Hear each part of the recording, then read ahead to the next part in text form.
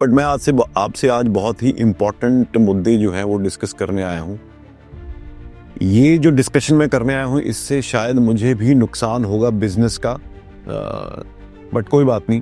मैं जो मेरे अपने प्रिंसिपल्स हैं, जो मैं अब सोचता हूँ और जिस तरह से मेरे काम करने का तरीका है, I think I need to tell this and tell this loud so that it reaches the masses or reaches the people who I want to tell this thing.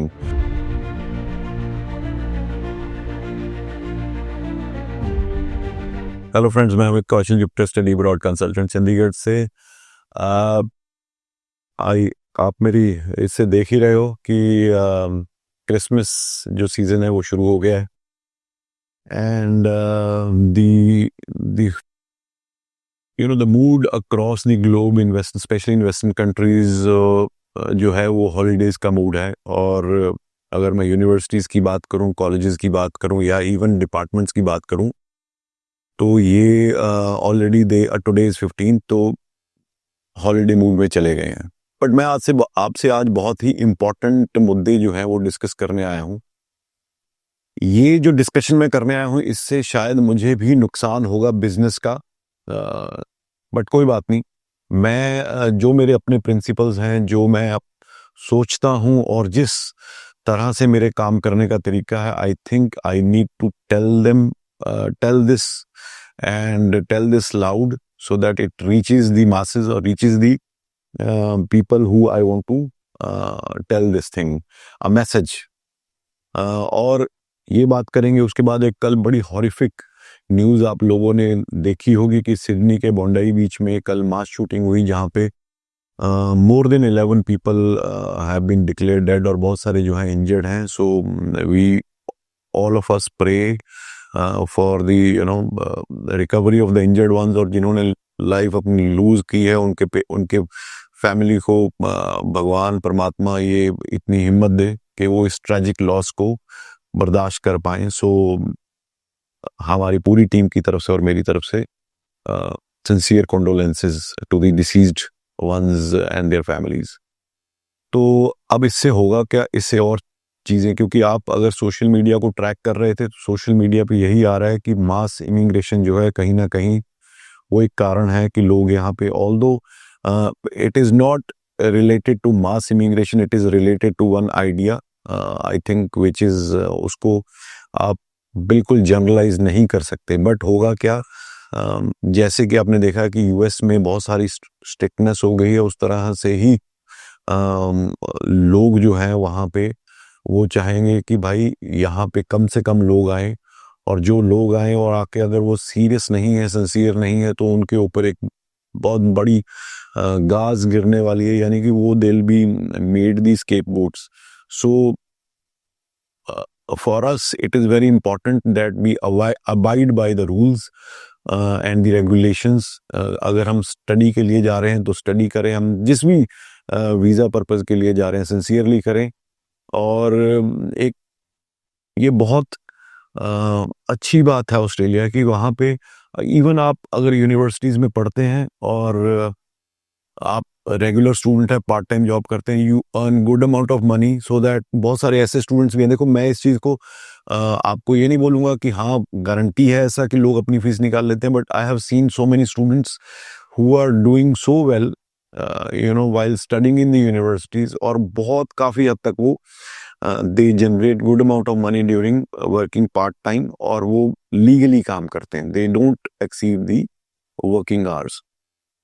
जो मैं एक इम्पॉर्टेंट इशू आपसे शेयर करने वाला हूँ। देखो, मैं as a agent भी कई बार डिपार्टमेंट की पॉलिसीज़ को, यूनिवर्सिटीज़ को पॉलिसीज़ को मैं ब्लेम करता हूँ कि भाई why are you targeting some reasons specially, कि भाई they don't go study there, उनका रिटेंशन बहुत गंदा है, ये वो।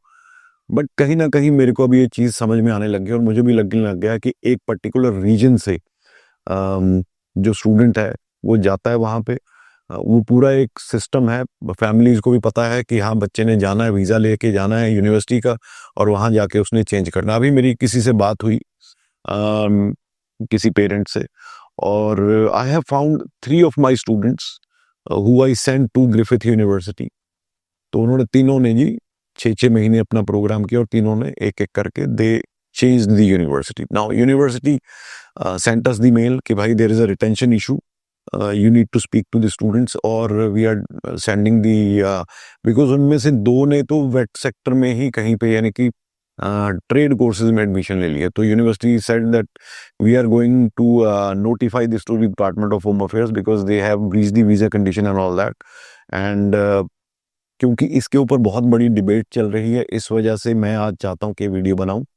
फिर उन्हीं स्टूडेंट के एक रिलेटिव की फाइल हमारे पास चल रही थी, तो I personally spoke to the father. तो उन्होंने कहा जी नहीं जी हम तो करवाएंगे, हम कोर्स चेंज करेंगे सेम यूनिवर्सिटी में जिसकी फीस कम हो। मैंने कहा जी आप पहले ही फीस कम वाला कोर्स देख लो यहीं से, बट मोस्टली तो यूनिवर्सिटीज़ में फीस इसी रेंज में रहेगी। सो आई अंडरस्टूड कि भाई इनका भी मोटिव जो है वो यही है कि 6 महीने बाद इन्होंने जाके चेंज करवाना है। So I said sir I can not go ahead with your application and I turned it down. उन्होंने बोला जी हम कहीं और से करवा लेंगे। मैंने कहा ठीक है जी आपकी इच्छा है, आप जहाँ से मर्जी करवा लीजिए। और ये केस अनफॉर्चुनेटली हरियाणा से है। तो मेरा मैसेज यही है पेरेंट्स से भी कि प्लीज़ आप शॉर्ट टर्म इंटरेस्ट के लिए, शॉर्ट टर्म गेन के लिए आप अपने बच्चे की लाइफ को रिस्क पे मत डालिए। आपको ज्ञान देने वाले लोग वहाँ पे बहुत हैं। आप ही के बच्चे जो गए हुए हैं वो हमसे भी ज़्यादा, आपसे भी ज़्यादा, हर बंदे से ज़्यादा ज्ञानवर्धी वही बन गए हैं। वो ड्राइव करते हैं कि यहाँ आए, इस सिटी में आए, ये कोर्स करे, उसके बाद यहाँ से वहाँ लेके जाएंगे। ठीक है, वो आपका अपना जो भी रिलेशन है बच्चों के साथ या किसी के साथ भी, और जो भी एजेंट वहाँ पे हैं, बट अल्टीमेटली इस पहले चीज़ें बड़ी आसानी से हो जाती थी और गवर्नमेंट ने भी एक तरह से आंख बंद करके रखी हुई थी, उनको कोई फर्क नहीं पड़ रहा था। यूनिवर्सिटी चेंज बच्चा कर रहा है तो कोई लेना देना नहीं था। बट अब it's been taken very very seriously because अभी immigration minister when he was in India, so in all the interactions with the agents, चाहे वो हैदराबाद में हो, चाहे दिल्ली में हो, चाहे कोचीन में हो, चाहे अमृतसर में हो, the only concern he had with this region, especially Punjab Haryana की बात करूं, but he said कि इतना कंसर्न पंजाब में नहीं है जितना हरियाणा में है। डिस्पाइट बच्चे अच्छी फैमिली से आते हैं, बच्चे फाइनेंशियली पेरेंट्स वेल ऑफ हैं, फिर भी पता नहीं क्या चीज़ है कि बच्चे बहुत कम संख्या ऐसी है जो कि वहाँ पे टिक के सेकेंड सेमेस्टर या पूरी अपनी डिग्री एक यूनिवर्सिटी से पूरी करते हैं। So this is a concern at very highest level. तो मेरी सिर्फ आपसे सभी से यही रिक्वेस्ट है कि प्लीज़ चूज़ योर यूनिवर्सिटी और कॉलेज और वट एवर, जहाँ भी अपने बच्चे को भेजना है यहीं से उस तरह के कॉलेज या उस तरह की यूनिवर्सिटी में या उस तरह के प्रोग्राम में भेजो जहां जो आप अफोर्ड कर सकते हो। और अनफॉर्चुनेटली बात ये है, दुख की बात यह है कि बहुत सारे केसेस में आप अफोर्ड भी कर सकते हो, फिर भी आप बच्चे को कुछ नहीं बोलते, बच्चा चेंज करता है, बोलते कोई बात नहीं जी, let it be. But ultimately this is bringing bad reputation to our region, bad reputation to our states.